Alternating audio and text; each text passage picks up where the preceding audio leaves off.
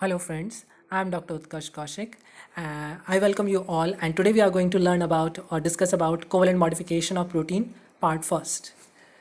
So let's start. Introduction. Before going into detail about covalent modification of protein, let's have a brief idea about covalent bond.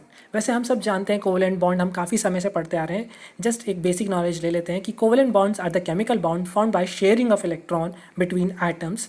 It is also called as molecular bond. जैसे कि आप सब जानते ही हैं कि covalent bond वो bond होते हैं जिनके अंदर शेयरिंग ऑफ इलेक्ट्रॉन होता है बिटवीन द एटम्स. अब बात आती है कोवलेंट बॉन्ड प्रोटीन में कहाँ देखने को मिलते हैं. तो प्रोटीन के अंदर आपका पेप्टाइड बॉन्ड जो होता है ये is one of the type of covalent bond. Disulphide bond हो गया. और जो अमीनो एसिड का स्ट्रक्चर अगर हम देख पा रहे हैं यहाँ पे साइड में है, इसके अंदर जो CC बॉन्ड है, CO बॉन्ड है, NC बॉन्ड है, ये भी कोवलेंट बॉन्ड्स ही हैं. अब जब हमें पता चल गया कि कोवलेंट बॉन्ड क्या है और प्रोटीन के अंदर कोवलेंट बॉन्ड कहाँ प्रेजेंट होते हैं, अब बात करते हैं हम कोवलेंट मॉडिफिकेशन की. So covalent modification are the enzyme catalyse alteration of synthesised protein and includes addition और removal of chemical group. So covalent modification क्या है? These are the enzyme catalyzed reaction where these are the enzyme catalyzed reaction in the protein where either the chemical group may be added or removed from the protein to convert it into the functional active form.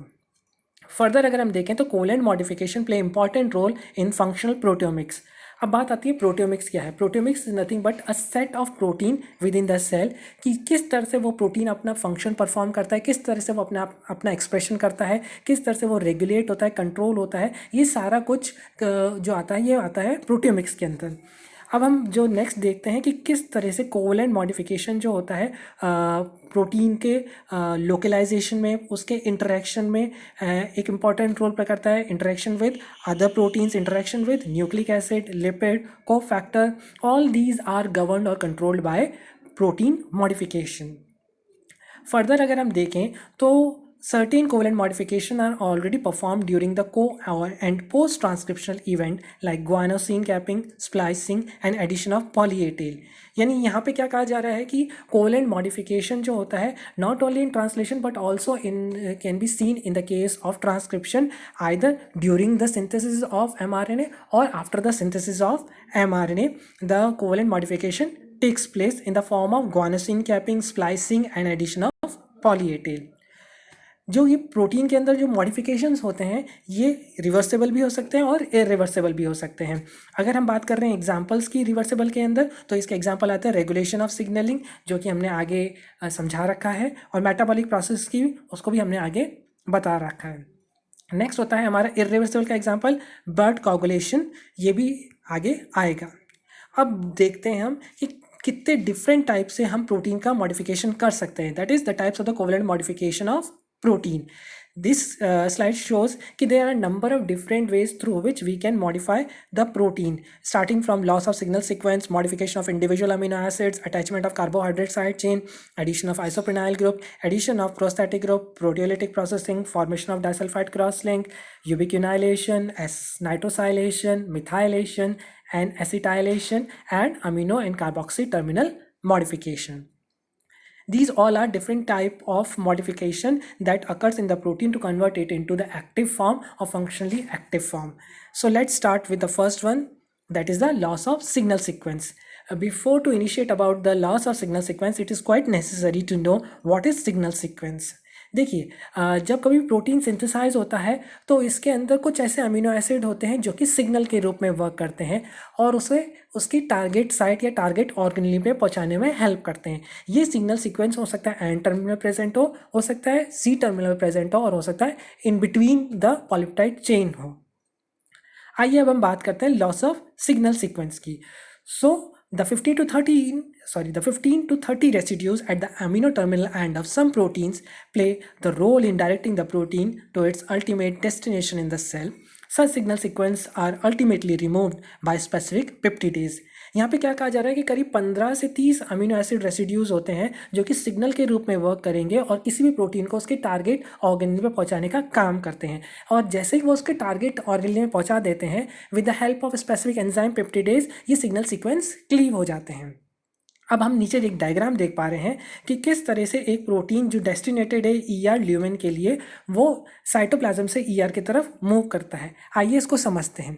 इसके अंदर अगर हम देख पा रहे हैं तो शुरुआत के अंदर क्या हो रहा है, प्रोटीन का सिंथेसिस स्टार्ट होता है राइबोसोम पे। जैसे ही हमारा शुरुआत में सिग्नल सीक्वेंस सिंथेसाइज होता है, उस पर एसआरपी आके बाइंड हो जाता है। एसआरपी क्या है? सिग्नल रिकॉग्निशन पार्टिकल है। जैसे ही एसआरपी बाइंड होता है, SRP then binds to GTP and halt the elongation process. Halt से यहाँ मतलब है कि प्रोसेस ऑफ जो इलोंगेशन है उसे काफ़ी स्लो कर देता है।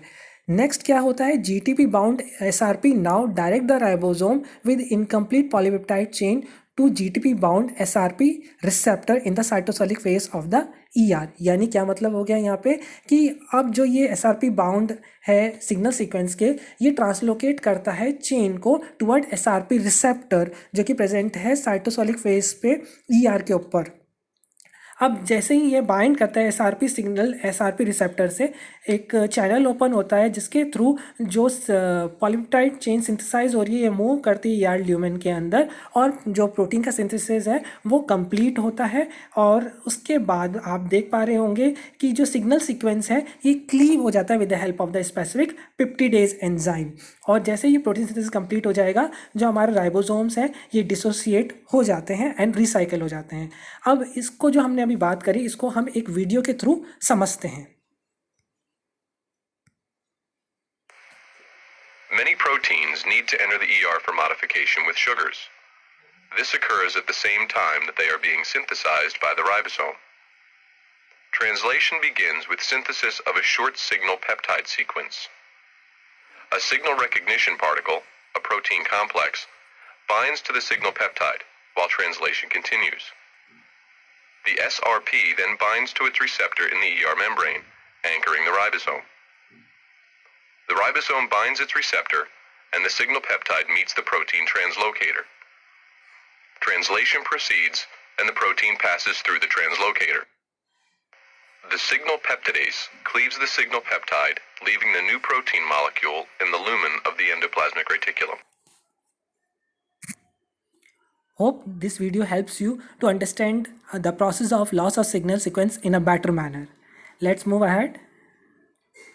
अब ये देखिए, लॉस ऑफ सिग्नल सीक्वेंस के अंदर फर्दर अगर हम देखें तो कौन से ऑर्गेनेल के लिए कौन सा सिग्नल सीक्वेंस मौजूद होता है पॉलीपेप्टाइड चेन के अंदर, जो कि उसको उसके टारगेट ऑर्गेनेल तक लेके जाएगा। सबसे पहले अगर हम देखें तो KDEL है एंडोप्लाज्मिक रेटिकुलम के लिए। KDEL क्या है? ये अमीनो एसिड सीक्वेंस है। के that is the lysine, D aspartic acid, E glutamic acid and L leucine. इस तरीके से अगर हम देखें तो डिफरेंट ऑर्गेनिक के लिए, ऑर्गेनेलीज के लिए डिफरेंट सिग्नल सीक्वेंस होते हैं जो कि डिफरेंट साइड पे प्रेजेंट हो गया, either N terminal, C terminal और in between, that is internal. Next type of covalent modification की हम जो बात करें, that is the modification of the individual amino acid. और इसका अगर सबसे पहले अगर हम देखते हैं तो आता है इसके अंदर first edition of phosphate group, जिसे हम दूसरे शब्दों में कहते हैं फॉस्फोराइलेशन। तो फॉस्फोराइलेशन क्या करता है? ये ऐड करता है नेगेटिव चार्ज कहाँ पर? Hydroxyl group of amino acid like serine, threonine, tyrosine residues in the prokaryote and histidine in the case of prokaryotes. Sorry, if I'll say wrong, then serine, threonine and tyrosine residues in eukaryote and histidine in the case of prokaryote.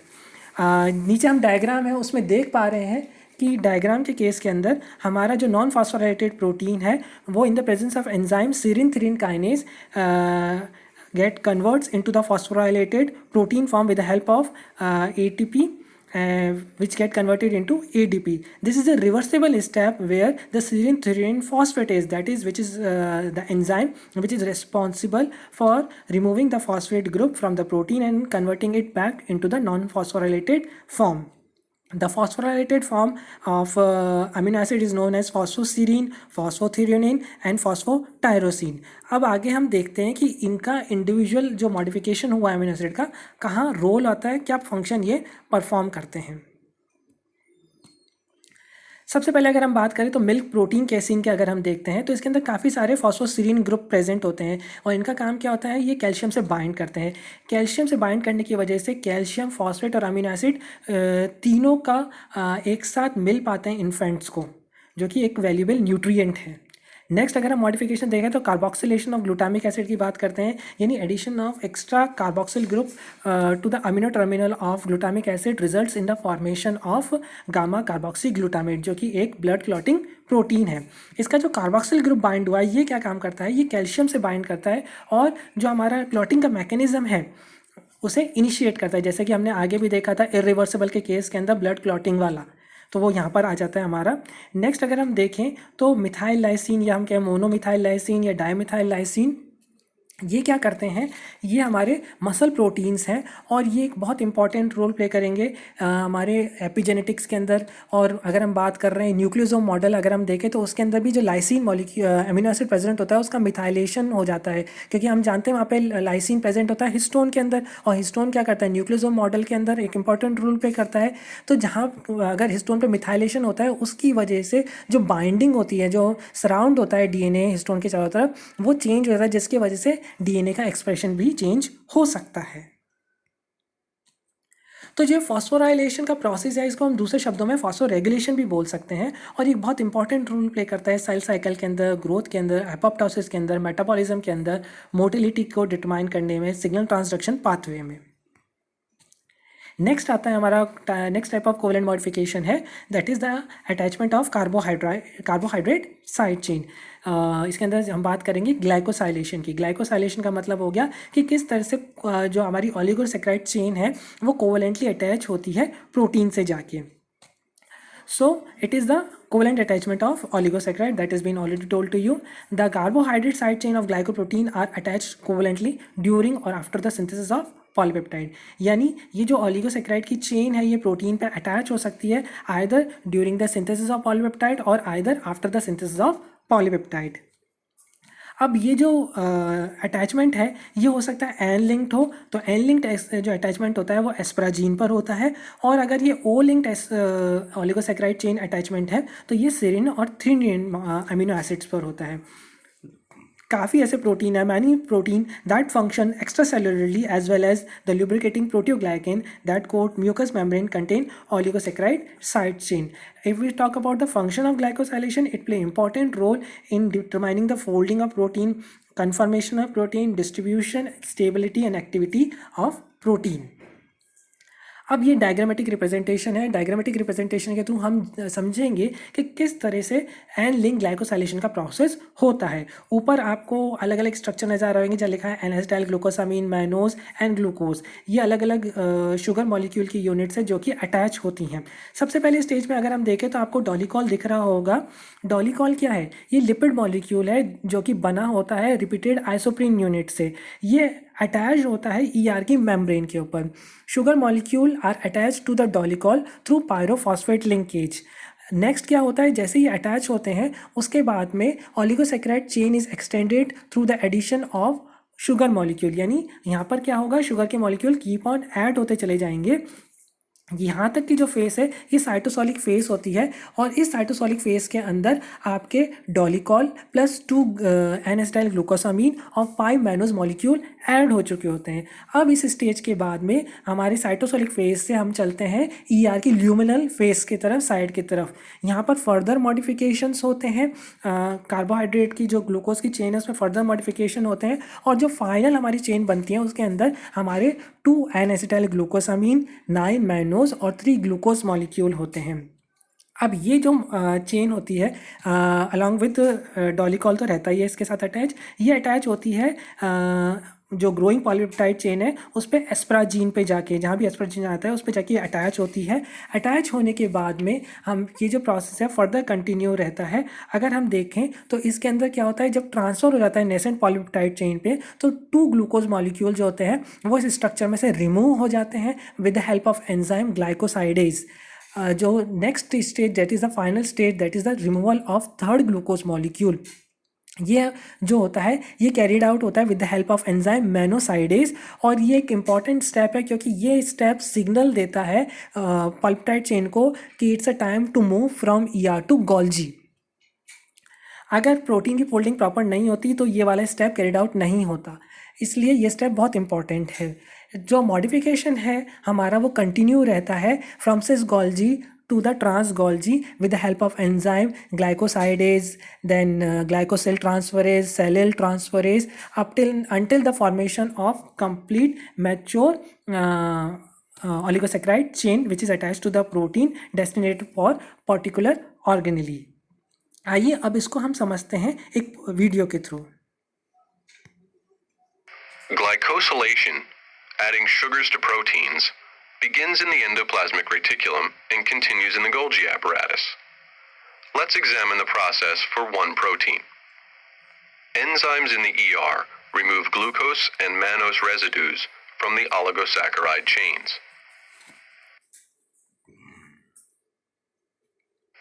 Vesicles transport the glycoprotein to the cis-Golgi network, where one of two events occurs. Either N-acetylglucosamines attach to the oligosaccharide and are transported to the lysosomes, or enzymes remove more mannose residues. Vesicles transport the modified glycoprotein to the medial Golgi cisternae, where N-acetylglucosamine attaches and more mannose molecules leave the molecule.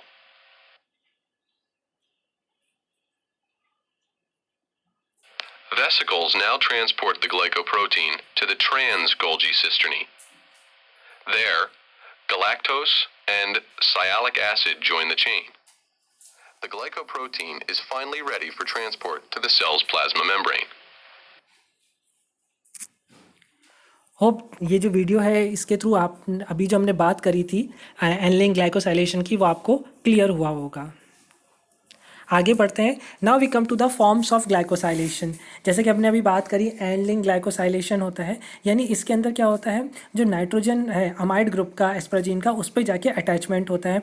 और इसका role कहाँ आता है, protein की stability में आ गया, solubility में आ गया, सेल माइग्रेशन में आ गया, cell cell cell matrix interaction में आ गया, सेलुलर सिग्नलिंग ट्रांसडक्शन पाथवे में आ गया.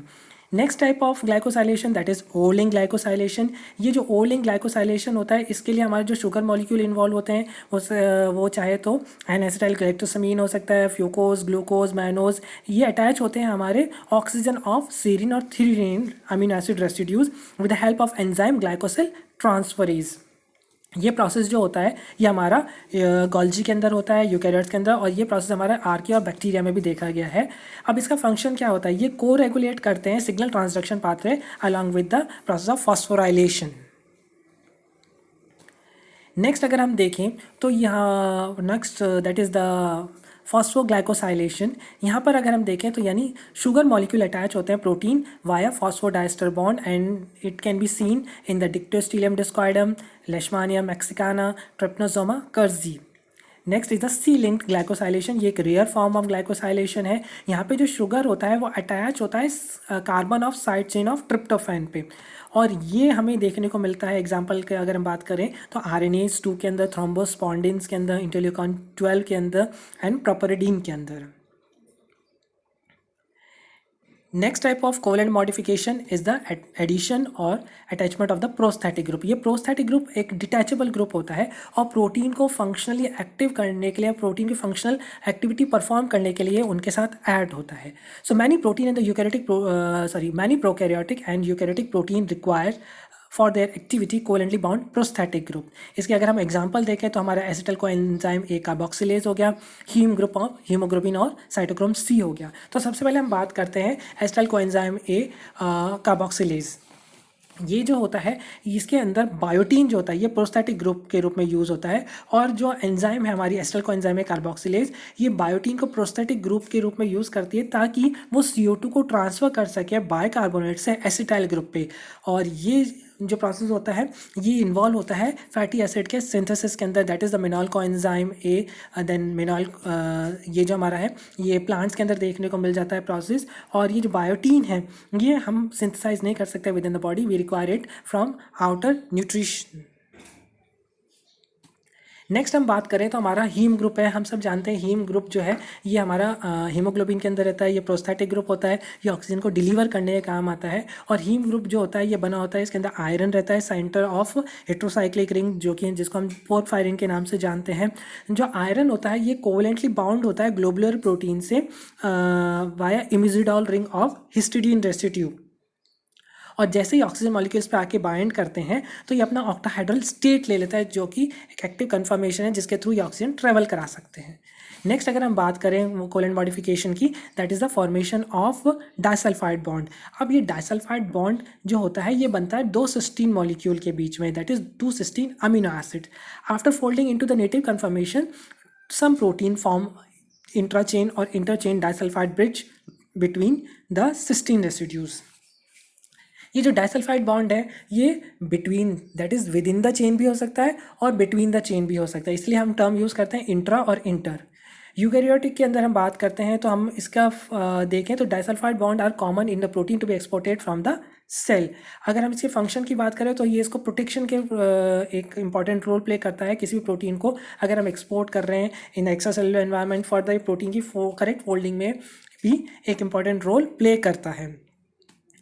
डाइसल्फाइड बॉन्ड फॉर्मेशन अगर हम इस समझना चाहें तो किस तरह से डाइसल्फाइड बॉन्ड बनता है, यहाँ हम देख पा रहे हैं 2 सिस्टीन मॉलिक्यूल है और जैसे ही हम उनको ऑक्सीडाइज कराते हैं तो ऑक्सीजन के प्रेजेंस में जो एसएच ग्रुप के जो हमारे हाइड्रोजन एटम है ये वाटर मॉलिक्यूल फॉर्म कर लेते हैं और इनके बीच में जो बॉन्ड बनता है वो डाइसल्फाइड बॉन्ड है। However this reaction is reversible where the reduction take place in the result the formation of the 2 cysteine molecule.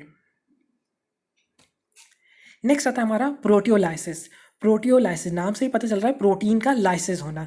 तो बहुत से ऐसे प्रोटीन होते हैं जो कि शुरुआत में सिंथेसाइज होते हैं large inactive precursor polypeptide chain के फॉर्म में और जो कि फर्दर प्रोटियोलिटिकली ट्रिम्ड होते हैं या टूटते हैं, क्लीव होते हैं to result in the formation of smaller active form. और इसका एग्जांपल हम देख सकते हैं प्रो इंसुलिन है, सम वायरल प्रोटीन्स है, प्रोटीएज है like pepsinogen, chymotrypsinogen and trypsinogen sorry. और ये जो होता है क्लीवेज होता है पेप्टाइड बॉन्ड में with the help of protease enzyme. और protease enzyme can be serine protease, cysteine protease, aspartic acid protease. और ये इन्वॉल्व होते हैं किसमें, एंटीजन की प्रोसेसिंग में, अपोप्टोसिस में और सेल सिग्नलिंग में। आइए अब हम इसको एग्जांपल की हेल्प से समझते हैं। फर्स्ट एग्जांपल हम लेते हैं activation of pepsinogen into the pepsin. जैसे ही H आयंस प्रेजेंट होते हैं pepsinogen gate convert into the activated pepsin and next step is the removal of the 44 amino acid polypeptide and results in the formation of the active pepsin. Next example है conversion of inactive chymotrypsinogen to active alpha chymotrypsin. इसके अंदर अगर हम देख पा रहे हो तो हमारा ये जो काइमोट्रिप्सिनोजन की जो चेन है वो 245 अमीनो एसिड लॉन्ग होती है जो कि इसके अंदर 5 डाइसल्फाइड बॉन्ड्स भी देखने को मिलते हैं। First in the presence of enzyme trypsin, ये ट्रिप्सिन क्या करता है, ये हाइड्रोलाइसिस कॉज करता है जिसकी वजह से पेप्टाइड बॉन्ड टूटता है between the 15 and 16 amino acid that is arginine and isoleucine. I hope आपको दिख पा रहा होगा इसके अंदर। नेक्स्ट अगर हम देखते हैं तो ये जो बना है हमारा molecule that is pi chymotrypsin. Pi chymotrypsin जो होता है ये भी एक्टिव फॉर्म है और ऐसे कई पाई काइमोट्रिप्सिन मिलते हैं and results in the formation of alpha chymotrypsin by the removal of dipeptide that is the serine 14 and arginine 15 and threonine 147 and asparagine 148. Now we come to the end of the first part. Rest of the type of the covalent modification will be discussed in the next video. Hope you liked this video, enjoyed it, not like this boy who is sleepy. Thank you so much.